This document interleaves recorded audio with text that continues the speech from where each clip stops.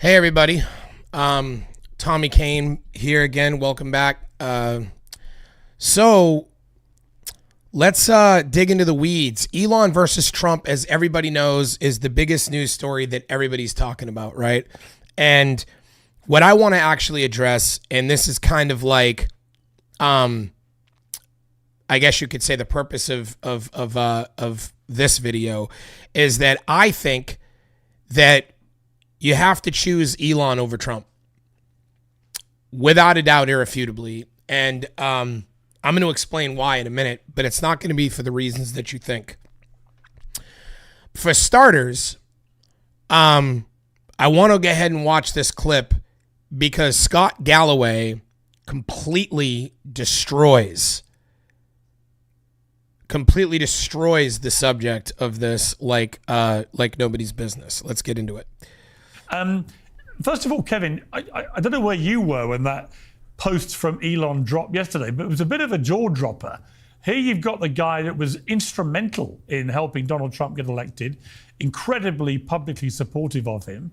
And then he goes on his own social media platform and tells 200 million people at the press of a button that Trump's big, beautiful bill on which he staked so much of his presidency is a disgusting abomination.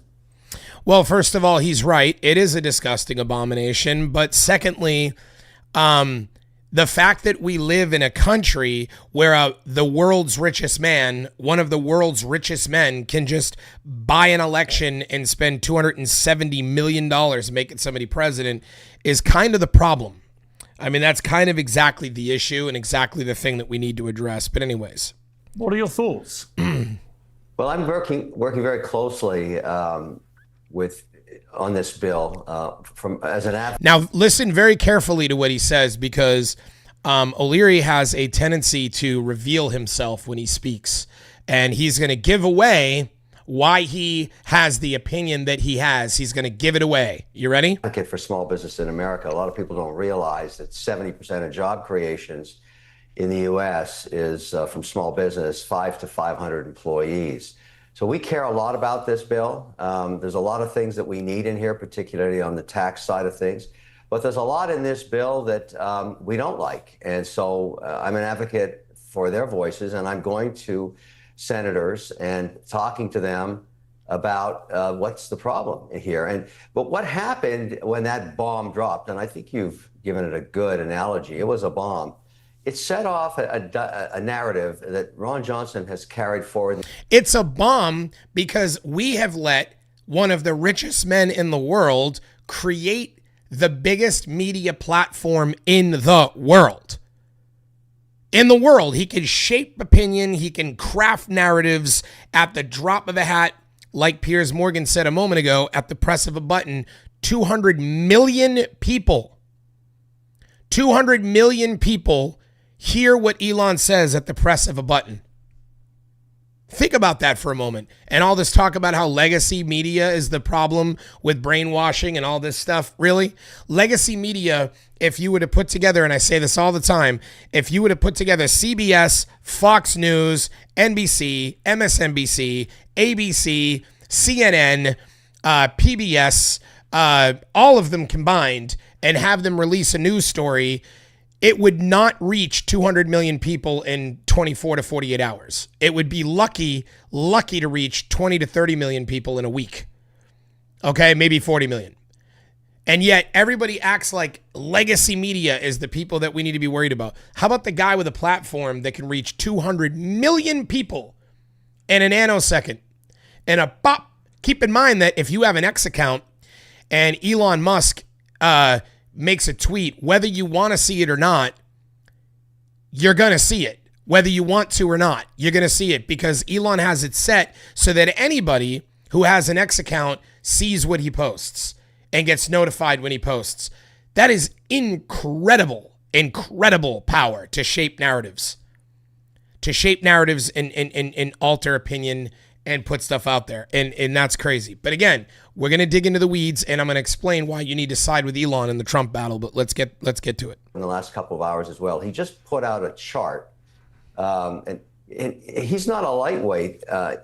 He's one of the votes that they may not get in the Senate if he's not made whole, so to speak. He's pointing out something very simple. This chart's very simple. It simply says pre-pandemic deficits were sub 1 trillion, regardless of administration. And all of a sudden, post-pandemic, they're all over 2 trillion. And that's not sustainable. And it's a good question. There's no question about it. That is a good question. Why is that the case? Now, he may have to get an answer, because that's exactly why Elon dropped that bomb. We have an answer. The answer is that literally we're giving $1 trillion to the United States military. $1 trillion. Why? And well, I'll tell you why. They want to build something called the Golden Dome. See, in Israel, there's a dome, the Iron Dome, and that they have this dome so that when the Palestinians were shooting rockets and rockets would hit that dome, that it would protect people of Israel. Palestinians did not have high-profile weaponry. The stuff that they were shooting up there were jokes. They were jokes. The dome is good for jokes of weapons. It is not good for nukes or the kind of weaponry that, say, China, Iran, Russia, these countries have weapons that the dome ain't going to help. But the amount of money that it's going to cost, the hundreds of billions of dollars or 80 billion or whatever it is, I know it's a lot. I mean, it's a pipe dream. It's complete and utter nonsense, and it's a pipe dream. And yet that's the reason why this bill is so bloated. So Elon is right that it is bloated. And then on top of that, it's cutting $800 billion in Medicare. And it's going to also cut, $800 billion in Medicaid, and it's going to also cut some of Medicare. It's going to knock about 7 to 10 million Americans off their health care, which is absolutely insane. And for what? To have a bigger debt? So, we know why it's bloated. But anyway, I'll let, O'Leary continue to, make a fool of himself. Bomb. He wants an answer to that question too. And so they're putting a lot of pressure on lawmakers here to go find a way to get this closer to a break-even budget, not a $2 trillion deficit in perpetuity, which is not sustainable. Now, having said all that, I need this bill to pass in terms of all the businesses I've invested in, so I'm pro-bill. But I need this bill to pass in terms of all the businesses that I'm invested in. Do you see the problem here with democracy in the United States? Do you not see the issue? I need this bill to pass with all the businesses that I have invested, which is whatever. It's whatever. There's nothing against capitalism and owning a business and wanting a bill to pass that'll benefit your business. But there is a problem when you're a billionaire that can give unlimited amounts of money to politicians to ensure that a bill gets passed to benefit your businesses. This is the core problem in the United States. Buckley v. Vallejo, Citizens United, billionaires bribing politicians, whether it be directly or indirectly through super PACs. This is the problem with democracy. Anyways, I think we're going to have to deal with Ron. I digress. Johnson's and Elon's question one way or another. Then there's another attribute that has just started. It is gross, Susan. It is. Speaking of gross, wait till you hear what he says right here about the IRS. Started to cause waves in the last 48 hours. And this was a little piece of legislation that was carried forward from 2 years ago that is just a cut and paste that's freaking out a lot of people right now. It provides a provision to the IRS to extend an audit period on small businesses from 3 years to 9 years in the case that they took any government grant money in the employment retention credit. I mean, it was an ERC program that many thousands, hundreds of thousands of businesses used from. So anyone who's ever received government grant money from the United States to start a company, anyone who's ever received it, there's going to be a 9-year allowance on the IRS to audit a small business. Not the billionaires, not the big multi-million, not the big corporate entities that are completely destroying the country with greed and corruption and overwhelming power or any of that kind of stuff. Small little mom and pops that got started because some woman applied for a small grant to open up some sort of a boutique like in some downtown area. Further crushing small businesses, further benefiting corporations, which is exactly what we're witnessing. The greedy, disgusting takeover of the United States by the billionaire class. And this is the problem. This is the problem. And there's a lot of things that he's not mentioning. Like there is a line item in the bill, in the big, beautiful bill, whatever Trump calls it. There's a line item in this bill that also allows Trump to do whatever he wants and make it so the Supreme Court has no authority anymore over him, or no way to punish him in any way for him violating Constitution. That's in there too. That's another thing that's in the bill that people should know about. Another thing that's in the bill is that all 50 states in the United States cannot regulate AI for up to a decade. Can you believe this? So they want to completely deregulate artificial intelligence for the next 10 years. Imagine that. Hey, Brock, how you doing, brother? Long time no see, Brock Holmes. Wow, man, I'm so glad you're in. I'm really glad you're in, bro. So I mean, yeah, Susan, of course, it makes you want to vomit. It makes you sick, because what we're witnessing is a billionaire oligarchic takeover of the United States, and that's literally what we're witnessing. We know AI is going to be really, really bad when it comes to sweeping jobs away in the next 5 to 10 years. We know it's going to be insane. We've been warned by everybody. Elon Musk himself has come out and said that the biggest problem that we have is we don't regulate AI enough. And yet in this bill is there can be no regulations of AI for a decade from all 50 states. These are the things that they're not sharing, that the media or the public or whatever, I wouldn't even say the media. I would say these are the things that the biggest podcasters you watch, these right-wing podcasters, these MAGA podcasters never want to talk about. They never bring this stuff up because they want to continue to just lie to people with a bunch of nonsense. $250,000 to $6-7 million in providing for their employees while the pandemic was on. And now they're saying, we're going to hang this audit threat over you, even though, and this is why it's gone crazy right now, the IRS does not have a statute of limitations on fraud. They can investigate anybody they want, but they want this built into the bill that will stop small businesses from being able to finance at the bank level, at the factoring level, or at mergers and acquisitions. This is really, really punitive, and I've gone to war against that. And he's right. It is. So in this case, he's absolutely correct. But here's the other thing. They're telling the IRS that we're going to give you a bigger workload by having you spend the next 9 years auditing small businesses, which there's so many of. It's not like you're auditing corporations where there's only a handful of them, right? You're auditing small businesses, which basically turns into a whole lot of businesses, yet they just completely cut a bunch of the IRS jobs. They just released, I don't even know how many, tens of thousands of people in the IRS. They've completely laid off a bunch of IRS workers. So they can't even get regular taxes to be paid from the tax gap. The regular tax gap of money that's owed every year into taxes, we don't even have the manpower in the IRS to even do that. To even go after the regular taxes. We don't even have enough people in there to even do that. But yet you want them to investigate tens of thousands of small businesses because they got grant money. It's enough to make you sick. Right, Susan? Thank you for sticking with me. I know you agree with me.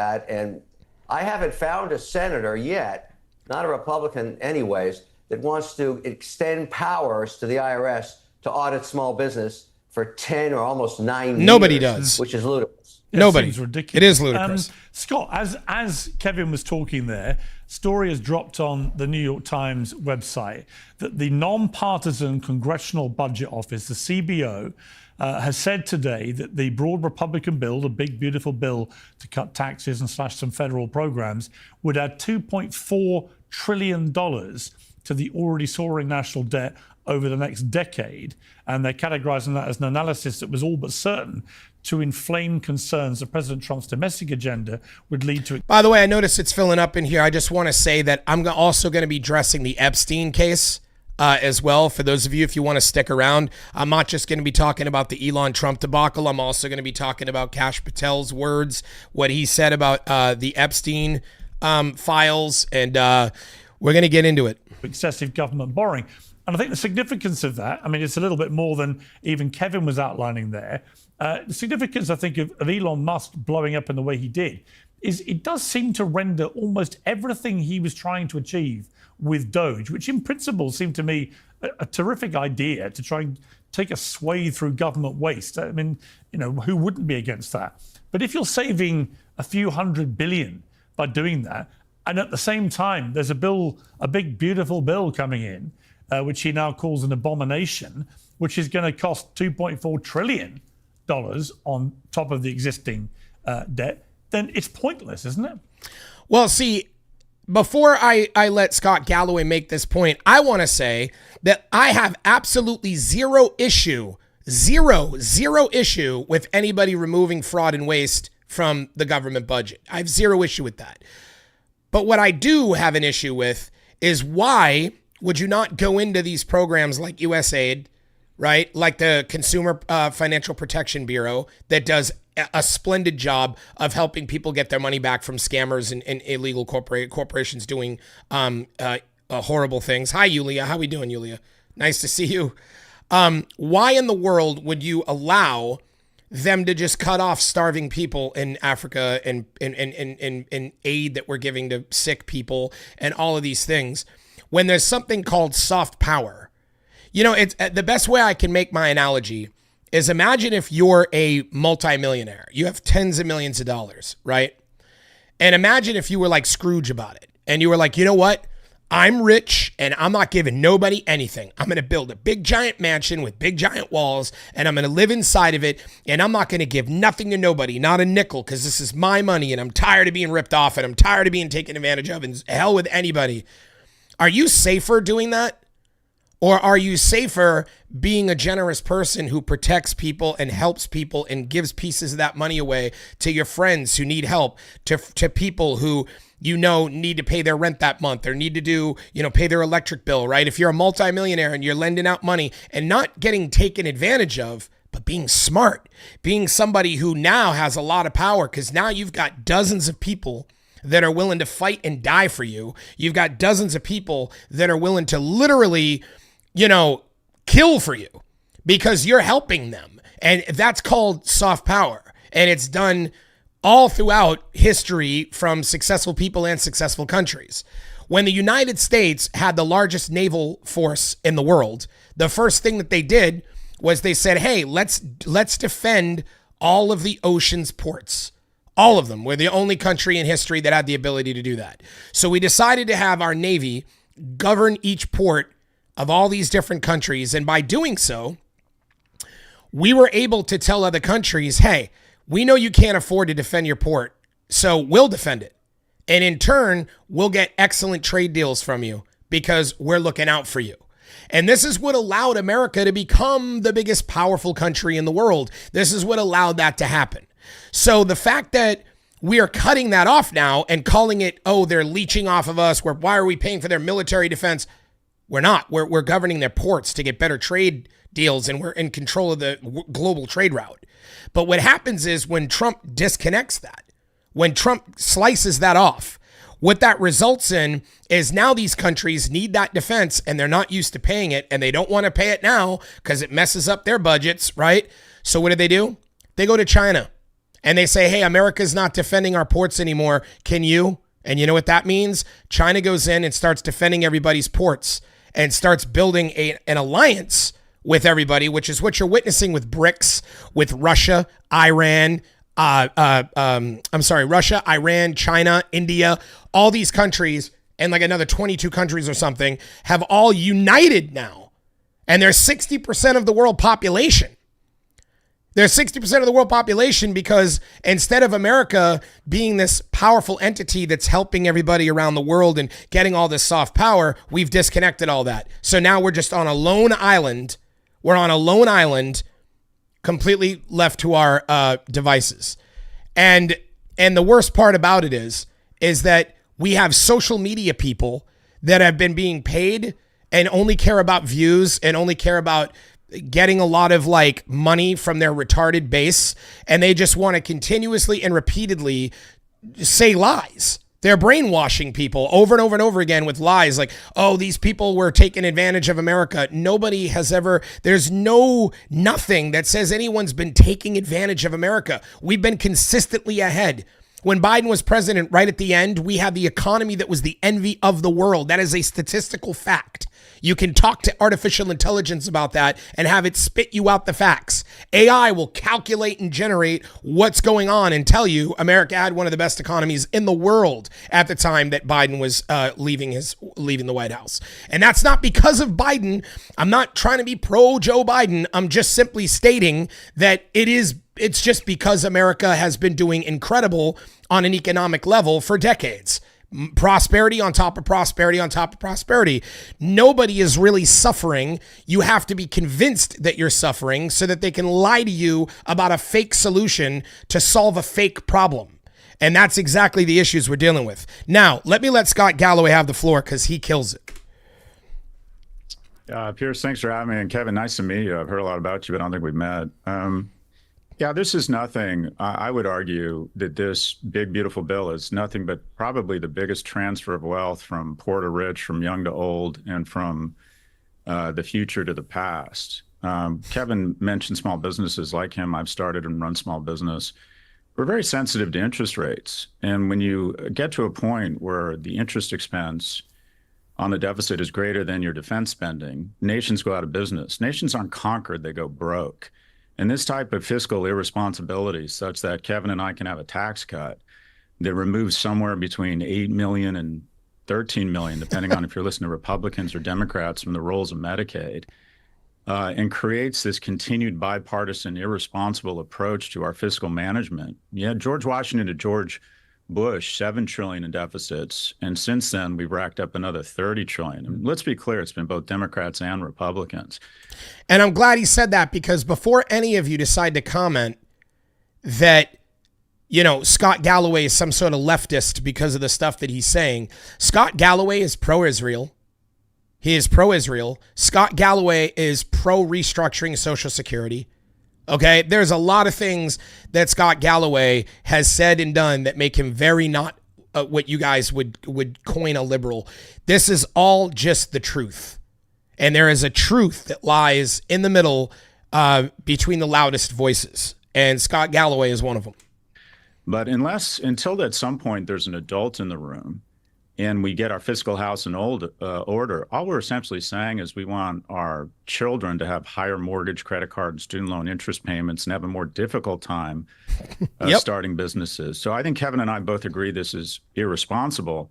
I would argue that Republicans' solution to this recklessness is to cut more funding across the most vulnerable. And yet corporations have their lowest tax burden since 1929. The wealthiest 25 Americans are paying an average tax rate of 6%. And I would also take issue, Kevin, that portraying the IRS as some sort of oppressive army. Doge wants to cut the IRS by 40 to 50%, which will inhibit our ability to collect taxes that are owed. I literally just told you guys that, and he's not wrong. He's absolutely correct. No one's showing up and harassing anybody. They're collecting. There are supposedly somewhere between $200 and $600 billion a year in what's called the tax gap. And these are the taxes that are legally owed that the IRS doesn't have the ability to collect because they are understaffed. For every $1 you invest in the IRS to audit the 0.1% and collect the taxes that are actually owed, you get $27 back. Mm-hmm. So essentially what the Republicans have done, in my view, is said, we're here to serve the 1% and defenestrate and emasculate our ability to collect taxes on them. And Democrats, the top 1%, pretend to care and clutch their pearls privately in dinner parties while going along with this because they know they're about to get wealthier at the hands of this tax cut. That is the facts. That is the facts, Jack. It doesn't get any more realer than that. Yulia, up until now, I thought those 3 people were live with you. Was just thinking, how did you manage to get Kevin on the podcast? That's funny. Yeah, I wish I could get Kevin. Now, what I like about this, and this is my favorite Piers Morgan episode that I've ever seen, and I'm going to tell you why. You'll notice they usually have a bunch of ass clowns on this show that are all yelling and screaming and talking nonsense, a bunch of podcasters that are idiots. Okay. O'Leary, I don't necessarily agree with O'Leary on a lot of things. He's a Republican hardcore. And there's some things where he leans a little bit less right, but for the most part, he's mostly kind of on the right. Scott Galloway is just kind of like whatever's common sense is what it feels like. But what I like about both of them is that they're both incredibly intelligent, very educated, very successful, and they know how to act like gentlemen on a show where they're not screaming and shouting. They're actually stating facts and making cohesive arguments in a discussion on the show. And it's not something you see on Piers Morgan a lot. Piers Morgan often looks like the podcast version of Jerry Springer, to be completely honest. A lot of times. I'm actually very impressed with how intelligent this episode is. Put another way, the top 5% are going to see a tax decrease. The bottom 95% are going to see a tax increase. And the biggest tax increase is going to be on future generations. Yep. They're going to have to pay back these irresponsible deficits. That's correct. Now, I have another clip that I want you to see of Scott Galloway that really, really, really owns shit. I want you guys to hear what he says. I don't think you can deny his genius. I'll use Starlink on my flight to London in a couple days, and it's a superior product. I owned a Tesla. But somehow we've decided in America that innovation and money replaces or obviates or excuses depravity. Big time. Big time. I was actually just explaining to somebody recently in a debate that I had with him on the phone that imagine if you had an old man with a big beard who is like 95 years old and he's on camera on the internet, on the YouTube or whatever you want to say, on YouTube. He's sitting there and he's got a library of books behind him and he gives you this, 32% of the statistical analysis that we've discovered from the 15% drop off on Wall Street, like whatever. He gives you all these facts and super intense information that's backed by books and truth and facts and stats and whatever, right? All of a sudden after that, somebody swipes up and they see a video of some jacked 25-year-old who dropped out of high school in the 10th grade, and he's driving a Lambo or a Ferrari, and he jumps out and he's like, yeah, puts the shades on. He's like, the hell with that guy. He doesn't know what he's talking about, man. I'm going to tell you right now, this is what's really going on. We now live in a society where people see this young jacked 25-year-old driving a Ferrari and go, I'm going to listen to you. You're the cool jacked guy in a Ferrari. I don't want to listen to this boring old man with a long beard in front of a list of books. He's just some intelligent guy. Boo. He's boring. I want to see the jacked guy who drives a Ferrari. That's who I want to watch.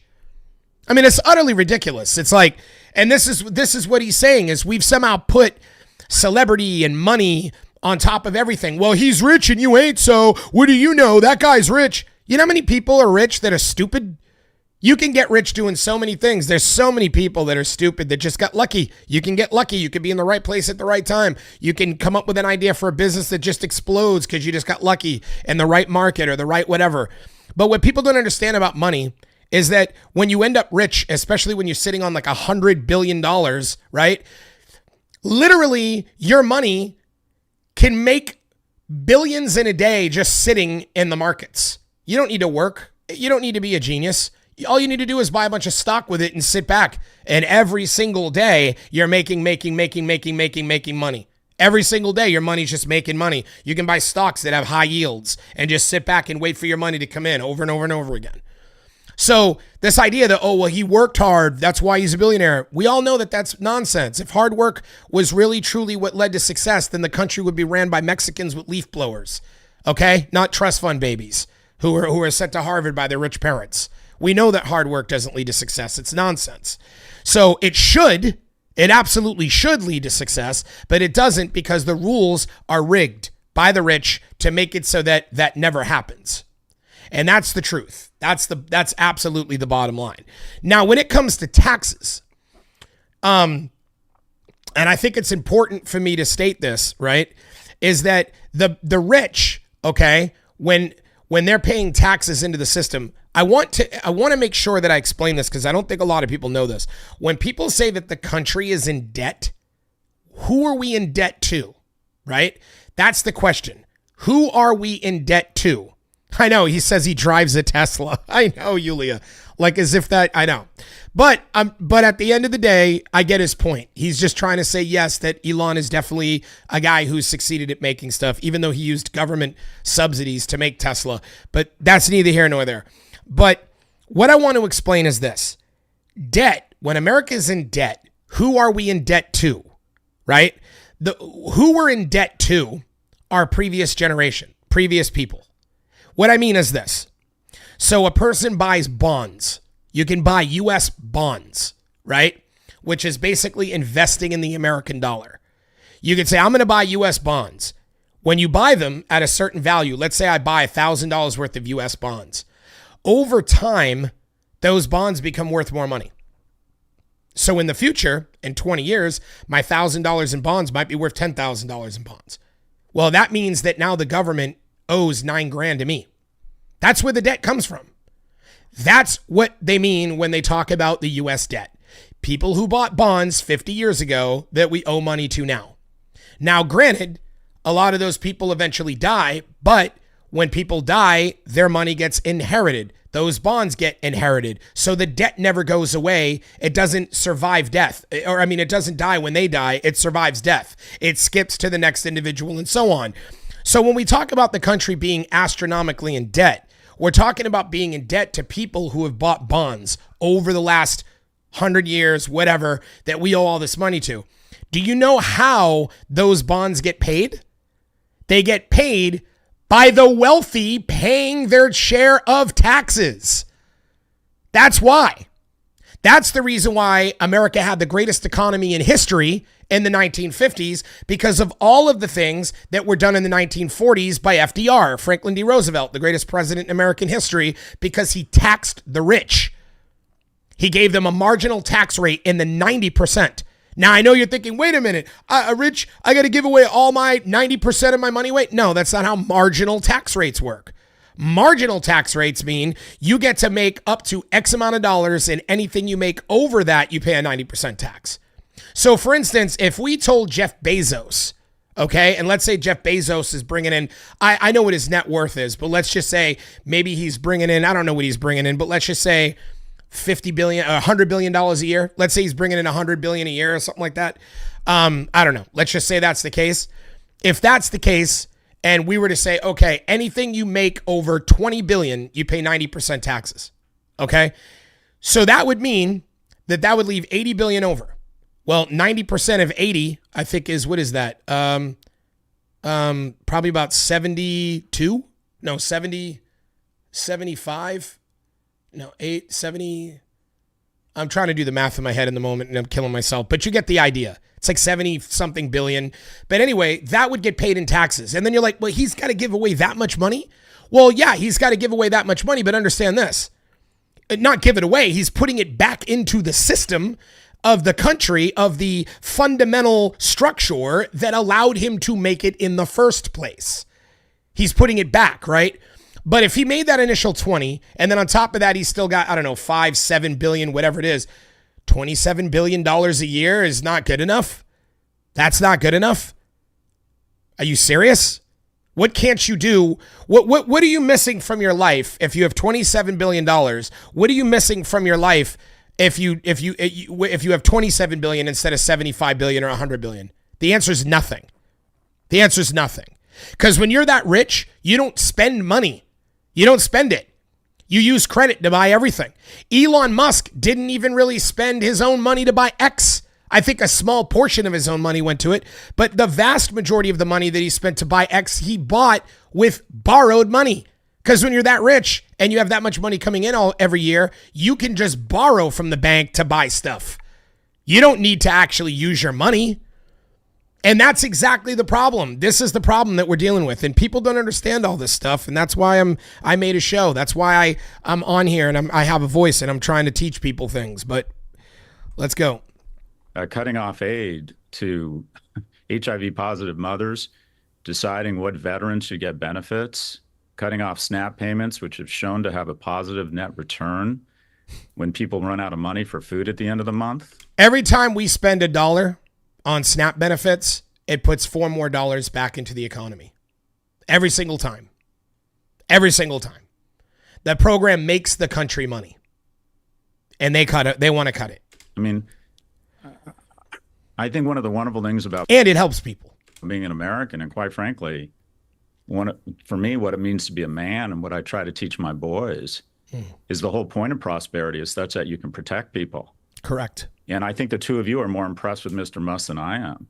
I think if somebody is making Nazi salutes, if somebody is being sued concurrently by 2 women for sole custody of their child because that person has not spent any time with that child, when someone is so severely addicted to drugs they can't get their shit together to show up to the White House without looking exceptionally high, I don't think that's the right role model for it's not young men. So what I would ask to all of us is look at what money has done to us. That if someone can land a rocket on metal scissors or create a great AV, he's a genius. He's the wealthiest man in the world. But does that mean we should excuse depravity? Does that mean, unlike Bill Gates, he's not using his billions to help people? He's not planting trees, the shade of which he won't sit under?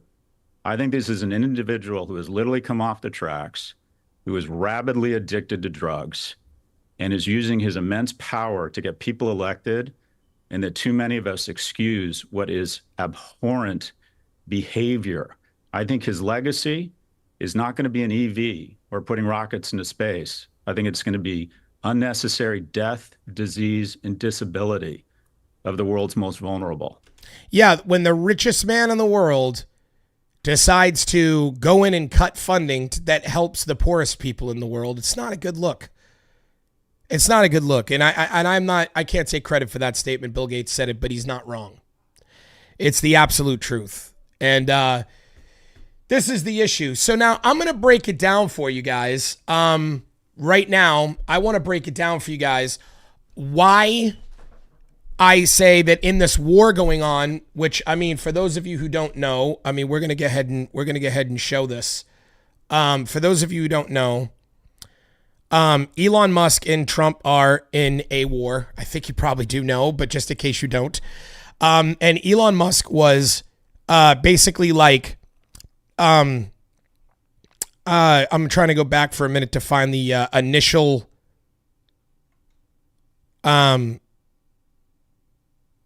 he started crapping all over the bill, talking about how bad the bill is, which he's right. Like, not even those in Congress who had to vote on the big ugly spending bill had time to read it, which is true. They actually made a bunch of changes to the bill literally like an hour before it was supposed to go through, and nobody had the time to view it. It was some really shady shit what they pulled. So anyway, he was crapping all over the bill.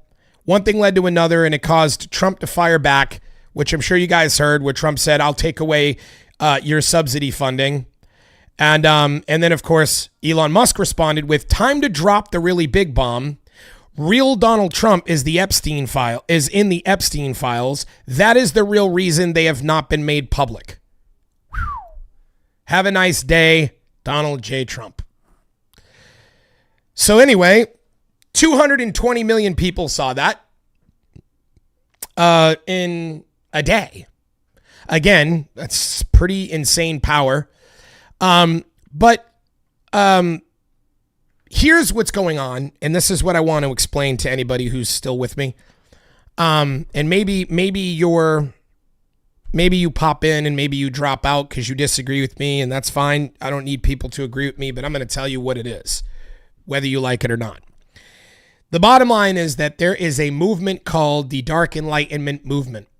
And it started from a blogger named Curtis Yarvin in the late 90s, who was a fringe lunatic that basically said that he thought that the tech overlords, that tech companies in America, since they build all the infrastructure, should run the country like a monarchical state with a tech CEO at the helm, and that all the cities and towns and states should be turned into corporate fiefdoms, tech fiefdoms, that are under the control of one monarchical ruler who is a tech CEO, and that they need to get rid of democracy because democracy is a waste of time. Now that we've explained that, you could look this up, Google it, Curtis Yarvin, Dark Enlightenment. You could look for it. It's all over the place. It's not conspiracy. It's actually true.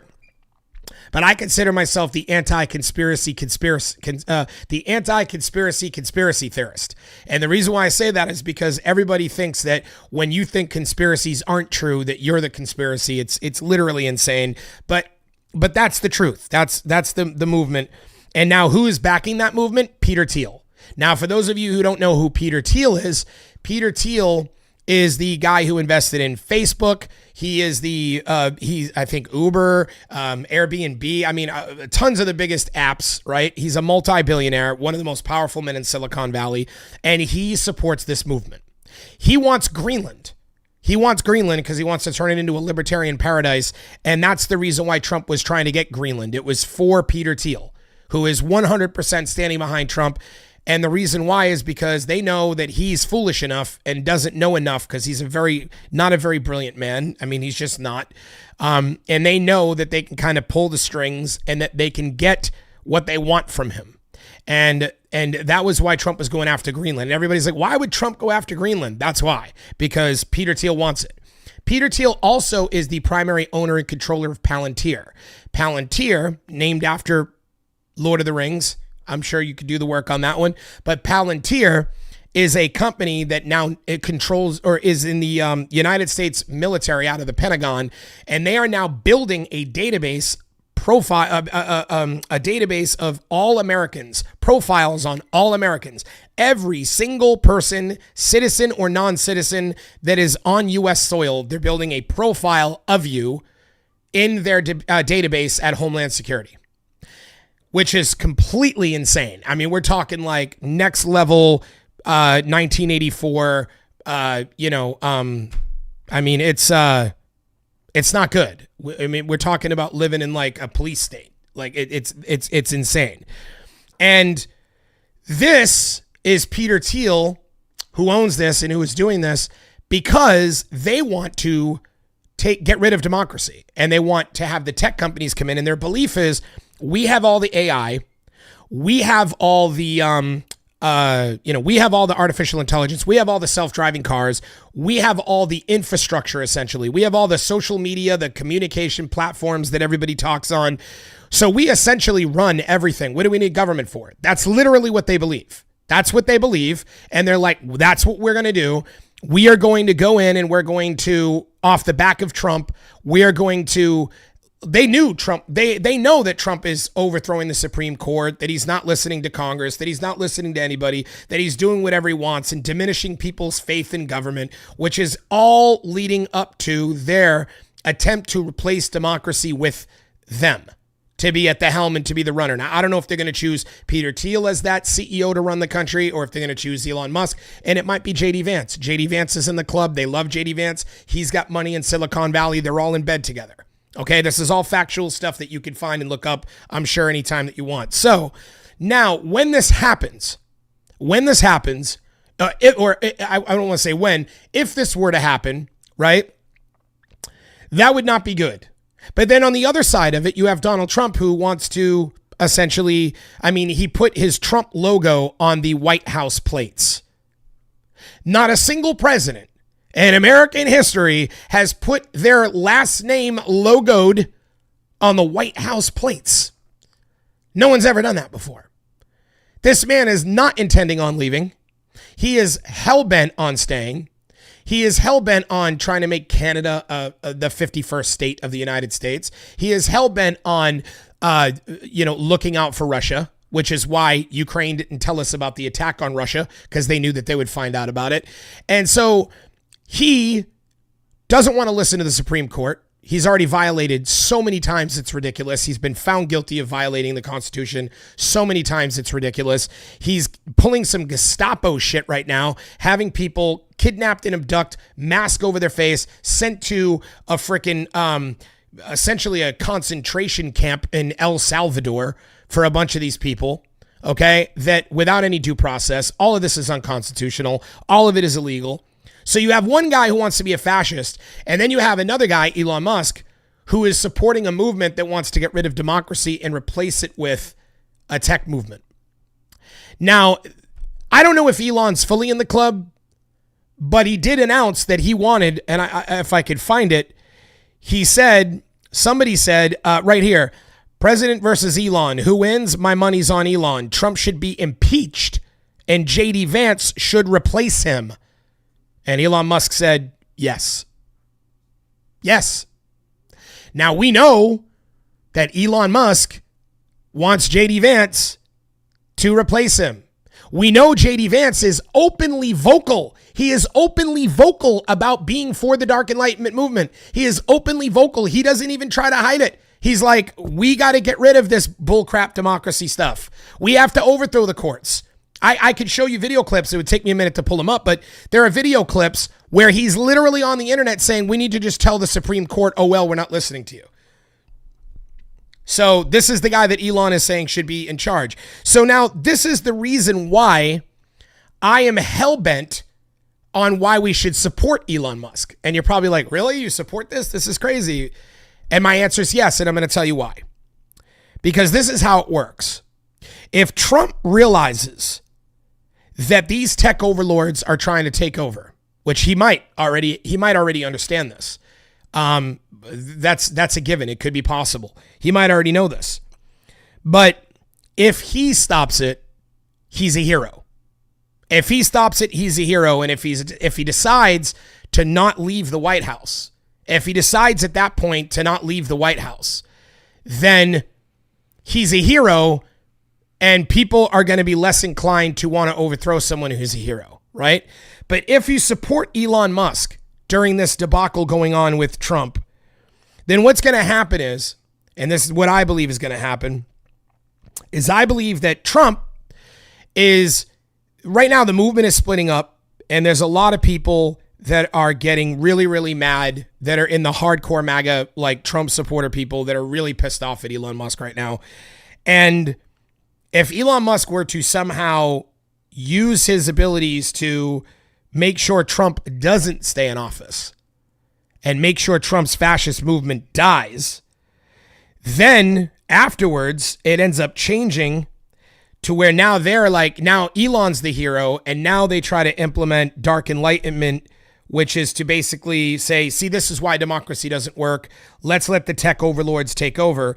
In which case, at that point, neither Democrats nor Republicans nor MAGA, and I mention them as a third because they're not Democratic or Republican. MAGA is a complete separate entity unto itself. And if those people also hate Elon Musk, then the whole country uprises against that, and then we avoid both a fascist takeover and in a secondary fascist takeover, you can call it, of a tech overlord or a monarchical state, which are the two things that we're headed toward at full throttle as we speak. So at this point in time, we got some comments here. Yeah, Roxpile. I don't think that Trump versus Elon is a distraction designed to take people away from selling the data to Palantir. But keep in mind, Trump isn't selling anyone's data. They're just Palantir is literally collecting the data and creating an entire computerized system. But you're right to believe that people should be paying more attention to that than the Elon Trump debacle. 100%. 100%. The fact that they are building a police state government database of every single citizen in the country or non-citizen is the most corrupt, disgusting, authoritarian, fascist regime shit that I've ever seen in my life. Absolutely. Absolutely horrible. And it needs to be stopped, and somebody needs to do something about it. Period. Let me see this. Dr. Fauci won the Dan David Award in Israel for helping get people vaccinated with the Trump warp speed COVID vaccine Donald Trump promoted in 2020. Okay. I don't know what that has to do with what I'm saying. And I also don't know enough about that. But anyway, I'm not going to dig into those weeds. I want to focus on current news, but I'm going to tell you right now that I would support Elon, hoping that when the fascist movement from Trump is crushed, that when they attempt to do their tech takeover of the country, that everyone across the board is against it. And that's the way that I feel about it. And I'm not anti-tech. Okay. I use AI. I'm actually an AI programmer. I know how to program AI. I'm a video game developer. I design video games and I program AI for video games. And on top of that, I'm a big fan of technology. What I'm not a big fan of is when technology is not being regulated and allows the people who own it to become so wealthy that they can just basically overthrow your country. They can overthrow your country. And, yesterday I made a video about narratives, and I'm going to wrap it back up to narratives, because narratives, again, how do you create a narrative? You create a narrative by, you look at someone and you say, you identify with them. Like if they're an overweight person who likes to eat hot dogs that doesn't like baseball, okay, something random, you could say, man, are you an overweight person who likes to eat hot dogs but hates watching baseball? And someone who is that looks at you and goes, oh my God, whoa, yeah, man, that's me. And then you say, well, you should eat Campbell's soup. That's the narrative. You relate to them, and then you give them a call to action. Relate, call to action. That's how you create a narrative. That's all that's happening. Now, if you don't have a platform, you can't create a narrative. You can maybe with your wife or your kids or your husband or your friends, but you can't on a major scale. You don't have any money. You don't have a platform, and you don't have the ability to do that. So the truth of the matter is that people that are famous or people that are podcasters or celebrities with giant amounts of people that watch them, they can create narratives, and they do all the time. And instead of getting proper information, they've somehow convinced people that news agencies that have that have laws that constitute what they do as a news agency, that have real reporters who went to college to learn how to be investigative journalists, who go out and try to uncover top news stories, that is all fake. That is all fake. But the 25-year-old Jack guy with a Ferrari and a podcast, that's the truth. And it's like, no. Because if you want to tell me, well, the news is a lie, okay, well, why would they lie? The only reason why anybody does anything in the United States is for money. That's the only reason why anybody does anything. So this idea that people are going to do stuff for some agenda, some larger than life agenda, it's utter fucking nonsense. It's utter nonsense. Nobody does anything in this country for any reason but money. That's all. That's it. That's all. And one individual wants money, and the other individual wants money, and this individual wants money, and that individual wants money, and this individual wants money, and they're not going to all come together collectively and agree to some overall agenda, some overall arching agenda over the entire United States and over the entire global sphere and over all of American politics, simply because of the fact that that one agenda is going to cost some of them some money. That one agenda, they're going to look at their price cost probabilities. They're going to look at their cash flow analysis and their business documents, and they're going to come to the conclusion, well, does this plan benefit me? Do I get rich? That's all people care about, man. That's it.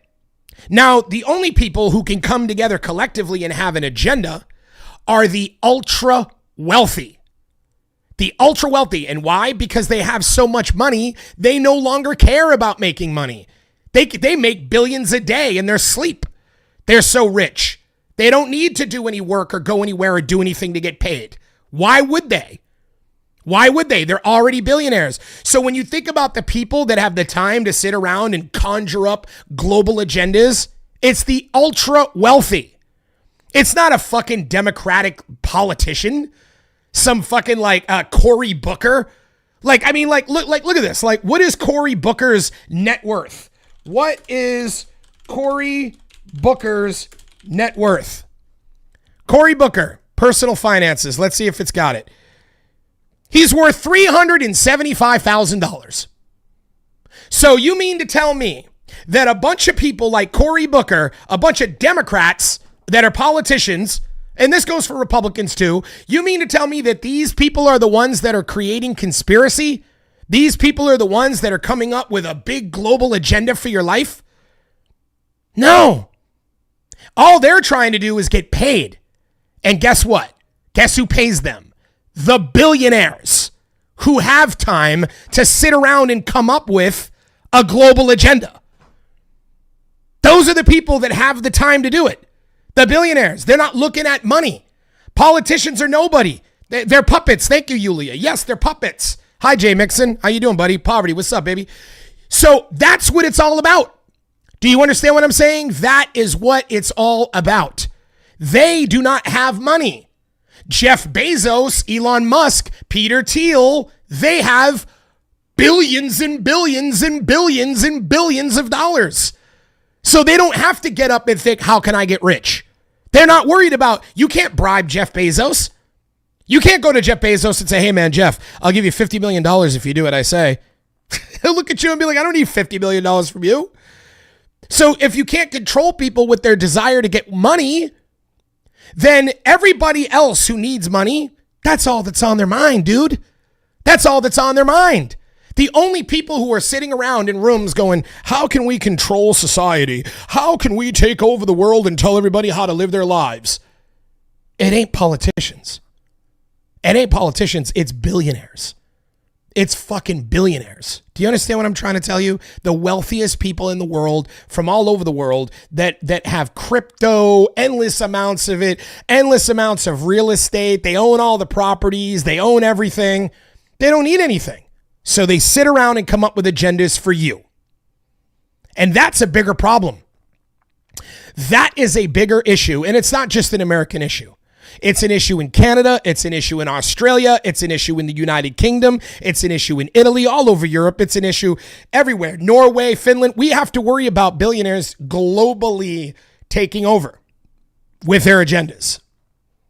And that is what you need to be concerned with.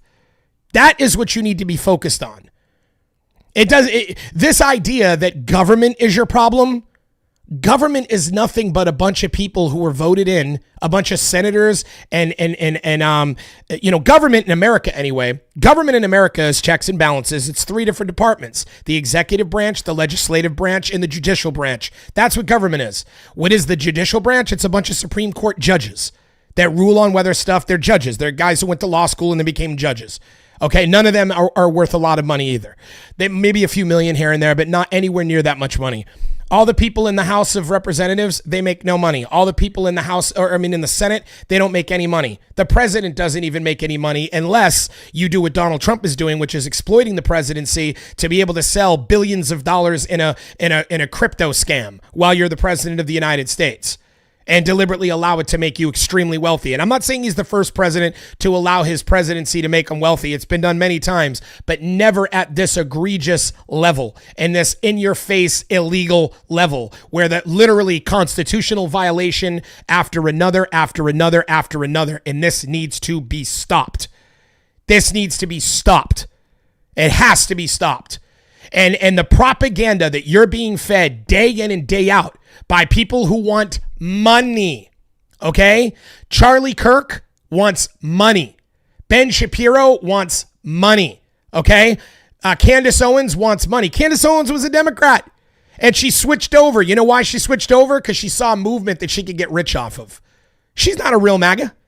She's not a real MAGA. That's why she's flip-flopping right now on her show, because now that she sees MAGAs becoming disappointed and Trump and things like that, she's going back to her original self. She just wanted to get rich. Andrew Tate, all these people, they just want to get rich. And they know the vast majority of people are easily misled. They know that you're easily misled because you're poorly educated. You don't read books. You don't keep up on global problems and it's not your fault. It's not your fault. It's because you're surviving. When they're not paying you livable wages, okay, when they're raising rents to unlivable costs, when they're not giving you health care, when they're ripping you off with health insurance companies, and then when you get sick, they don't even cover it, okay, when all of these things are happening, they're keeping you jumping through fucking hoops, one right after the other, after the other, after the other, so that you can eat, so that you can survive. You don't even have time to think about what's going on in the global world. And that's the problem. You don't have time to read bills. You know, you're like, I don't know what's in the fucking bill. Let me go on TikTok or fucking Instagram and see what people are fucking saying about it. But that's the problem. Because what happens is you now, because you don't have time to look at these bills, are allowing people with agendas to get rich and mislead their base because they're all about their views and clicks to provide you with lies. And this is not on the MAGA side, just only on the MAGA side. This is 100% on both sides. On both sides politically, whether you're a Democrat or you're a Republican, I have watched countless Democratic liberal-leaning pages post things that fucking pissed me off. And I was like, what? That's crazy. They're going to allow this to happen? And then I go and actually fact check it, and it's all made up. It's all made up. It's a fucking lie. And I'm telling you, I've been seeing this. So I've been doing this, guys, on ChatGPT. And I want to show you guys how to do this because I want to teach anybody who's watching me right now. Please stick with me, man. I'm really trying to get this message out. I want you to do this. Okay. ChatGPT is free. So I don't want to hear that I ain't got no money for that. I understand you don't have no money. A lot of people don't have money. There's nothing wrong with that, but this is free. This is free. Now I'm going to tell you something. Okay. Before I show you this, that this is important that I preface it with this.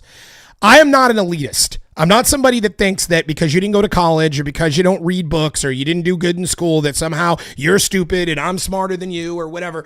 I'm not somebody that's like that. I'm not an elitist. What I am is somebody that can't stand people who are smart but choose to be ignorant. Do you understand what I'm saying?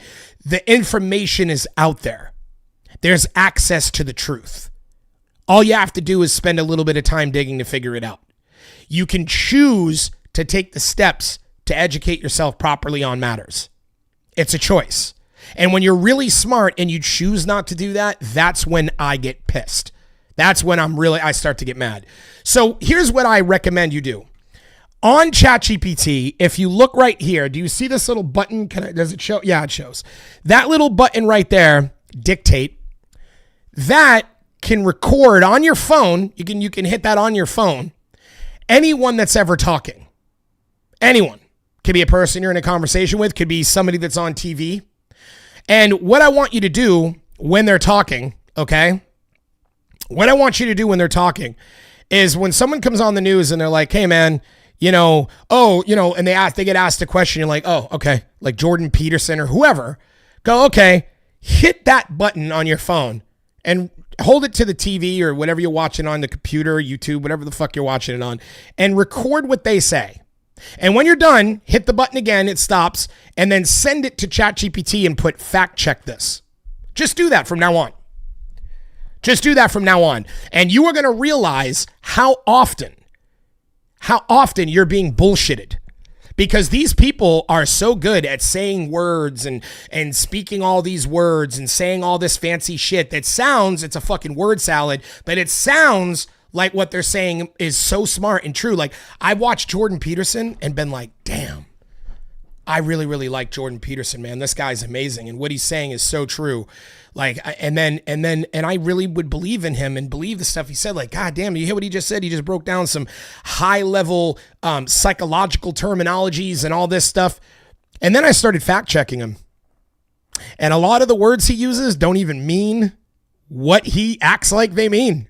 They mean entirely different things. And he's just one example. So if you want to stop being bullshitted by people that are on the internet telling you shit, fact check them. Let AI record everything they say, run it through it, and it will immediately fact check everything that they just said with absolute pinpoint accuracy. So anyway, that being said, and I appreciate you guys rocking with me up until now. I want to get into this clip right here about the Epstein files, because here is the head of the director of the FBI in the United States, and Kash Patel is his name, and he's a clown. He wrote a book and published it that was a children's book referring to Donald Trump as the king, and now he's the head of the FBI, which is just disgusting. It's basically like putting your biggest fan in a position that's supposed to police you. So absolutely egregious. But anyways, let's listen to what him and Joe Rogan say on this podcast. This is what I'm trying to show. It's not a Republican or Democratic thing, right? It's an all-hands-on approach to protect the leadership that was so corrupt, to protect themselves and their actions and their friends. My mission is to educate the world that this happened. And as director of the FBI... By the way, all of that is a lie, because this idea that there's some shadow government that's been in the government, I just explained to you guys in full that politicians are not your problem. Okay? They're not your problem. It's the billionaires. So this is just more bullshit. But anyway, keep listening. I have a responsibility. I'm not just going to bring a case because somebody hurt me. They did. And they continue to do it. Shit, my house just got swatted yesterday. What? Yeah. But... You got swatted? Oh, yeah. The head of the FBI. He did not get swatted. Somebody made a prank call and no SWAT actually happened. It was an attempt. For those who don't know what swatted means, swatted basically means that somebody prank calls the police and says that there is somebody waving a gun or doing something or shooting somebody inside some house. So it causes like a bunch of police to kick in your door. And it's very illegal. He was not swatted. Somebody pranked the police and they knew right away that it was a SWAT call, and nothing even came of it, so it's complete bullshit. Get swatted? Yeah. Yeah. These people play, it's the ultimate height of hypocrisy. They have two... And then it's like, okay, so one person, some asshole in the world decided to prank you, and you say these people like as if it's all a conspiracy that the Democrats are doing it. The Democrats were behind it. This is the trick. This is the mental trick that they do to fuck with your brain. And the Democrats do this with the Republicans and MAGA people too. They'll take one individual's actions and they will try to paint it as that individual represents a group. And that is so fucking toxic and such a lie and just so fucking heinous. Sets of rules. One against you and one for them. Also, since we got some people in here, can you please like and subscribe the channel? Like the video and subscribe to the channel. For those of you who found me, please give me a sub. I'm trying to get to, my goal is to try to get to 40,000. I mean, for now, it'd be nice to just get to 6,000, but my overall arching goal is just to get to 40,000. But if you guys could just sub the channel, that would be fantastic. Thank you. That's to those of you on Kick and Twitch. Thanks. And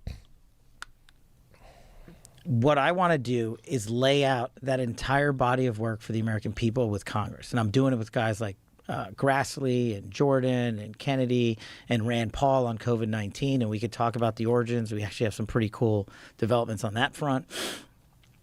And let the American people know that my mission has always been to put out the truth, whatever the consequences are. Remember, he said that. Remember, he said, my mission is to always put out the truth, no matter what the consequences are. Just remember he said that. Whoever it's against, like I did when I signed up for Russiagate. If Donald Trump was a Russian asset and I proved it, I was telling the world that. That's what matters. And if we can hold people accountable in terms of indictments, then we'll work with our partners at DOJ. But what I'm asking people is don't trust me. I don't care about that. Look at what I have done and what we have done. That's the guy that's now in charge of the FBI. His leadership team is in place. We've got great partners at DOJ. We're the ones working on all this stuff. And and look, let's just get to it because I know it's on people's minds. Epstein, right? Mm-hmm. Here we go. The reason people are pissed off about that is the same thing, right? 20 years ago or whenever it was, 2006, 7, 8, Epstein gets his sweetheart plea deal, right? Right. After committing the most horrific crimes on planet Earth, right? I wasn't in power there. I wasn't in place there. I had, nothing to do with it. But people were rightfully pissed. I mean, this guy was committing the most grotesque acts you can against children. And the media spins up about it. Many in the media protected him. Why? Because of his relationships, who he knew, who his bankers were, who his colleagues were, who was on the island and stuff like that. Some pretty powerful human beings. And so when you peel back the layer and then what happened? The Trump administration, the last go around, decided, no, we're not going to let that go. We're going to investigate him, right? They charge him, they indict him, and he's awaiting trial. And I've said it, Dan Bongino said it, we've reviewed all the information, and the American public is going to get as much as we can release. He killed himself. Do you think, he killed himself. Play out the logical conclusion of this. Do you think that myself, Bongino, and others would participate in hiding information about Epstein's grotesque activities? Or do you think we would also participate? We don't know. We don't know. What if you're on the list? Who knows? We don't know who's hiding it. We don't know who is involved in it, or, we have no idea. So that's not a good argument. It not prosecuting people, we had evidence to prosecute people on. But the problem is there's been like 15 years of people coming in and creating fictions about this that doesn't exist. Where's the videotape of an Epstein Island of X, Y, and Z committing these frauds? Why haven't you given it to us? Do you really think I wouldn't give that to you if it existed? I'm working my ass off along with the leadership at the Bureau and DOJ. Well, we don't know, because I'm going to tell you why we don't think that you would, Yulia. That's the question, right? Did he kill himself? Oh, no, he's dead. There's no doubt about that. I have zero doubt that he's dead, but whether or not he killed himself, I think is up for debate. But here's the thing that people need to understand. Kash Patel is a Trump puppet. This man worships Trump. Like, let me give you guys an example, because I'm so sick and tired of people not talking about stuff like this. So I'm going to write this: Kash Patel, Amazon children's book. This book right here is about Donald Trump, and it's called The Plot Against Our King. The Plot Against Our King, Donald Trump. I mean, he's calling Donald Trump our king. And look at Hillary Clinton as an evil person who was there to take down our king, America's king. Kash Patel wrote this book. Look, Kash Pramod Patel. Okay? No, he's not Jewish. He's not Jewish. He's Indian, dude. He's not Jewish. And, but this is the thing, is that, he wrote this book calling Trump the king. And now he's the head of the FBI. Doesn't anybody see that as a problem? So now if that be the case, if Trump was in the Epstein files, okay, and now let's go back to the Elon Musk quote. Elon Musk writes, "Time to drop the really big bomb." It's right there. Real Donald Trump is in the Epstein files. That is the real reason they have not been made public. Have a nice day, DJT. Here's the thing. Elon Musk, here's a guy who controlled Doge, who went in there, got access to the Treasury data, got access to the IRS data, got access to all of America's financial data, got access, literally went inside the servers of the fucking employment. What do they call it? Oh my God, I'm sorry. When you that happens sometimes. But he got access to all the biggest databases in government, all of them. And he's saying, here's the truth, guys. I'm not going to hide it no more. Trump is in the Epstein files, and that's why they have not been made public. Now, he says this, and then the guy that's on Joe Rogan, who is telling people that, you don't think that I would release that if I had that? You don't think I would release that? Who wrote a book calling Trump a king? No, I don't think you'd release it. I don't think you would release it because I think you're on Trump's team, just like the Department of Justice Pam Bondi is, just like Pete Hegseth, who is in charge of the Department of Defense is, and all of you are sycophants who worship the ground he walks on and are full MAGA guard. So do I think you would leak information that showed that Trump was in the Epstein files? No, I don't. And then Alex Jones, another buffoon, washed up buffoon. What a friggin' washed up buffoon. Just a disgusting ball of, he just looks like a stroke waiting to happen. He goes on and he says, I've done all these investigations in the last 10 years, and I can tell you right now without a fact that there's no way that Donald Trump is in the Epstein files. I've been investigating the case for over a decade. Pretty good impression, huh? That's what he said. And let me tell you something. Here's what he's missing. The defense lawyer for Epstein's like, I tried to get Epstein to admit that he had dirt on Trump the whole time he was in jail, and he said, I have no dirt on Trump, so it must be true. Donald Trump was president of the United States at the time that Epstein was arrested. He was the president of the United States at the time that Epstein was arrested. Epstein has openly admitted that Trump was one of his best friends for a decade. Why If you're arrested for a crime of that epic proportions, and your buddy, who you were close to for a decade, at one point best friends with, who's flown on your plane and all that stuff, he's the president, he could pardon you. He could get you out of trouble. You think you're going to tell them you have dirt on that guy? Why in the world would you do that, Alex Jones? Unbelievable. Anyway, Kash Patel continues. To get you what we're allowed to give you. And you're going to get the video of the cell. We get you what we're allowed to give you. What do you mean we're allowed? Right? What are you talking about? Because when you're the director of the FBI, no one tells you what to do. You're the boss. But you're not the boss when you're in a fascist regime. The president is the boss. Because instead of you being in charge of the FBI and having your own separate power equal to Trump's power as the president, which is how it's supposed to be, you answer to him.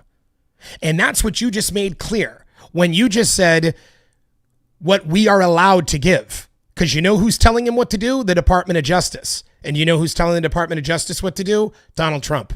Because that is not how proper government is supposed to function. That is how a corrupt government functions. That is how corruption happens. 100%. 100%. When the president says, I'm going to take Pam Bondi, who loves me and worships me and would never do anything wrong to me ever, and I'm going to put her in charge of the Department of Justice, and I'm going to take Kash Patel, who loves me, and he wrote a book saying, oh, you know, Trump is king, and oh, Hillary Clinton was the evil person trying to kill our king, Donald Trump. I'm going to put him in charge of the FBI. He'll never bust me. He'll never arrest me. He'll look out for me. And then I'm going to take Pete Hegseth, and who kissed my ass on Fox News as a reporter for years, and he loves me and worships the ground. I'm going to put him in charge of the Department of Defense. Now he goes and tells the Supreme Court, fuck you, and he tells Congress, fuck you. And you know what's supposed to happen? The Department of Justice is supposed to send a fucking federal marshal. The Supreme Court is supposed to sanction Trump over and over and over again. And if he doesn't reply or doesn't listen or any of that type of stuff, then the Department of Justice is supposed to send a federal marshal to the White House to remove him from the White House. Now, granted, Trump has asked every single one of these things that he lost in court. He asked that they be when you're found guilty, you do a oh my God, I'm having a really bad time recalling information right now. It's an appellate court. Appeal. He appealed it. So Trump appealed all of these charges. So we're still waiting for those appeals to fall through. And when they do, he's supposed to be sanctioned for violating the Constitution. But the only way that they can enforce that is if the Department of Justice will enforce it. The Department of Justice is not going to enforce it if the Department of Justice is in bed with Donald Trump. Do you see the problem? The U.S. military is not going to defend the Constitution and remove Trump from office. They're going to stand by and do what they're told because the leader of the United States military is ran by a sycophant of Donald Trump. This is a problem, a massive one, cataclysmic. I personally don't believe Trump is going to leave. He's already doing so many things to make sure he doesn't. And now the big, beautiful bill that he is trying to put through right now has a line item in it that states that if passed, the Supreme Court will not be able to punish him for the things that he's done. So if that bill goes through, we're cooked in a lot of ways. In a lot of ways. Anyway. And you're going to see for yourself. And we will never be able to convince everyone. Okay, let's get into that. So what did you think before you got in office? Did you think that Epstein was murdered? No. No suspicion at all of it? But I have a different background, right? Right. So I was a public defender back in the day. I used to spend a lot of time in jails and a lot of time in segregated housing units, SHUs as we call them, right? And so, and I've known people that have committed suicide in these cells. And I know how you get in, how you get out, who works the system. And so the way, based on public information at the time, that he ended up, the pictures and him hanging himself, I was like, man, that guy killed himself. There's just no way that you could have run an op and had people go into that cell and not have any video of it and not have any people come out and say Hey, yeah, I saw that guy. He shouldn't have been there. The guard. Or The this videos guy. were turned off. There's just no access points into places like this in the detention center he was in, which I've been in. So correct me if I'm wrong, but what I was told, what I'd read, was that the guards were not paying attention. They or weren't were there. sleeping. Well, Right? and- yeah, and in short order, you'll see it. Is that correct? Well, it's hard to surmise that from a video, right? Like, Right. where they and look, do guards doze off on the night shift? Yeah. But no one can get in to the cell. And if they had gotten in to the cell, you would see it. But we were told that the cameras were down. They would have been let in to the cell. And he's right. We were told that the cameras were down. The cameras were down. And yes, Yulia, it is communism. It is a dictatorship. No, it's not communism. It's just a flat out authoritarian dictatorship. All right, 1 minute. Well, I don't know who said that. But that was in the news. We're giving you all the footage we have. So why wasn't that released like immediately? Why did this speculation escalate? I think you'd have to ask whoever the attorney general back then was, Bill Barr. Did you ever see? Do you remember that HBO autopsy show? Dr. Michael Baden. He's a famous forensic I don't think I've seen scientist. Wait a minute. I want to rewind something. Did you hear this? But we were told that the cameras were down. that. Well, I don't know who said that. But that was in the news. We're It was everywhere that the cameras were down. That was everywhere. giving you all the footage we have. So That right there is not answering the question of whether or not the cameras were down. Everyone knows that the cameras were off and that the police were either not at their desk or asleep and the cameras were off, because the first thing that they wanted to do was they wanted to look into getting the camera footage to find out how Epstein died. And they were told that the cameras were off. Why? He already just slipped it out that it's hard to tell if the guards were sleeping on camera. So the cameras weren't out. They weren't out. They have the camera footage and they know what happened. But here's the thing. If you have the camera footage and you know that he was that nobody went in and killed him, then why hasn't the camera footage been released to the public yet? Why haven't we seen it? If you have the camera footage and there was working camera footage, why haven't we seen it yet? What's the problem? So anyways, guys, that is basically today's episode. I got some other things I'm going to talk about, but I'm not going to do it today. I'll probably touch on them either later or tomorrow. But anyway, for those of you still watching, please, again, like my video, whether it's on YouTube or Kick or Twitch. Well, on Kick or Twitch, just subscribe if you can, please. And if you're on YouTube, hit the subscribe button, hit the bell, and like the video, because it helps majorly with the algorithm. And let's try to help me get to 6,000 subs. It would really be fantastic if we can do that. But again, my name is Tommy Kane, and I like to call my political show Vile Maxim. And that's it. I appreciate you guys a lot. And